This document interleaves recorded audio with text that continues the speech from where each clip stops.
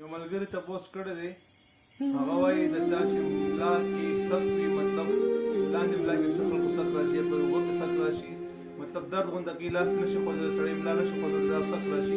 دې لپاره موږ څه عمل وکړو، څه طریقه راته وښایه. الحمدلله دا عمل هم ډېر بهترین نایاب عمل دی.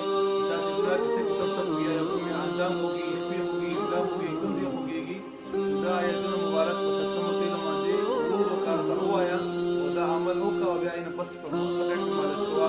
بهتر طریقه خو دا ده چې مالګه، سرسمو تېل او مالګه دا دواړه ښه سیخ شي، ښه ګرم شي، هغې نه پس دا وظیفه وکړه، په دې باندې بیا مالش کوه. انشاءالله تاسو د درې ټایمه مالش وکړئ، دا درد به مکمل ختمېږي.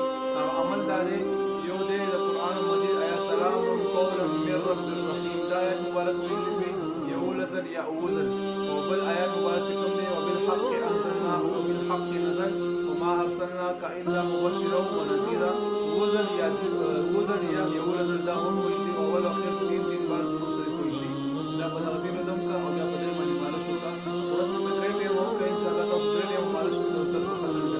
السلام نیت پکې د خالص الله رضا لپاره پکار دی، مطلب نیت پکې خالص د الله رضا دا نه چې مطلب زه په دې باندې او پکې څه به کېږم یا نه کېږم. نو هر څه الله تعالی کې الله تعالی کلام دی، وینزل من القرآن ما هو شفاء ورحمة للمؤمنین. دغه زموږ عقیده ده چې الله تعالی فرمایي څه دی، فرمایي چې ټوله شفا ده. نو دا عمل وکړئ، انشاءالله فایده به ترې راشي. السلام علیکم ورحمة الله وبرکاته.